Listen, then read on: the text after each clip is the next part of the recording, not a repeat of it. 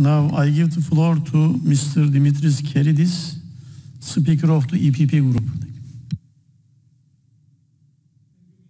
I would like to congratulate the rapporteur. I feel particularly proud that both the rapporteur of the report and the rapporteur for opinion come from our political group, the EPP, and this is important because I think the EPP is at the forefront of confronting that challenge that comes from, often from political forces to our right. So we have a particular interest in EPP to see this challenge effectively answered. Now, we have had waves of democratization in the past, and we are all familiar with what happened after 1945 in Germany and Italy, the first, the Iberian and the Greek transition to democracy in the mid-70s, the second wave, and obviously the biggest of them all, the third wave in 1989 with the collapse of the Berlin Wall and communism in Eastern Europe. And we lived in a euphoria in the 90s. But since then, things have changed. And we have two new phenomena, very important. The one is that this wave has been ebbed, is receding. We are watching a reversal of democratization to de-democratization, unprecedented and unexpected. And secondly, this de-democratization is not produced by military officers, tanks, and conventional dictatorships, but often by elected leaders who empty democracy from its content, keep the surface, the elections, but empty it from what makes it genuine.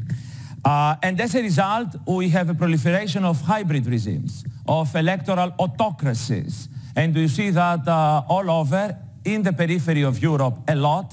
You, Mr. Chairman, know it very well, coming from the country that you come, this phenomenon in Turkey, obviously. So this is a fundamental problem where the report answers very effectively, saying out loud that there is no such thing as illiberal democracy.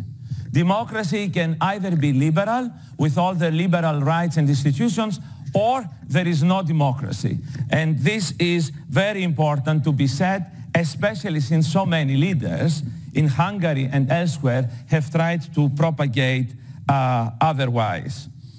So, I think this is a matter of great concern that we will be preoccupied with for the time to come, one of our most important business. We have to be agile and to follow the example of what happened with my country some 50 years ago, in the late 60s, during the dictatorship, when its membership was suspended to the benefit of the Greek people. And as a result, the credibility of the Council of Europe was increased among the Greek people.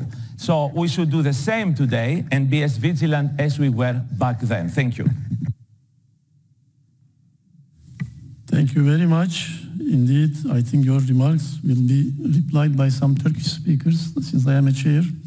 Mr. Chair, I would like to raise also another point that is relevant. The Hemicycle has observed. On a separate note, I would like to refer to the speech of my Greek colleague, Mr. Kairidis. I listened to his speech with astonishment.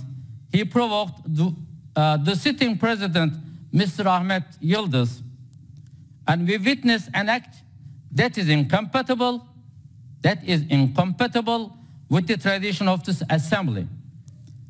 Presidents must be impartial and objective while they are chairing the sittings. This is merely disrespectful. I think all of us can respect the member of this assembly to show at least the basic respect to other members of the countries as well. Thank you. Thank you. Should I understand there is a point of order from Mr. Kairidis? If so, the floor is yours. Okay. Just 1 minute. Mr. Chair, maximum. Yes, I will be very, very brief. I don't want to take attention or time from the very, very valuable debate that we have here and the very valuable report. but I want to clarify something. I was accused wrongly, I think, of something. I had no intention, obviously, of offending you as our chair, and I would never have thought of doing that. But let me say this. I did not speak as a Greek representative in our assembly. I spoke as the representative of EPP, the largest family in our midst, the political family, and I tried to be as discreet as possible vis-à-vis Turkey, although there were very many Turkish colleagues who referred to the Osman Kavala case, precisely because I spoke as representative of EPP. Now, I was discreet, but let me assure you and assure my esteemed Turkish colleague that I will be less discreet next time if I'm provoked. Thank you. Thank you, Mr. Chairman.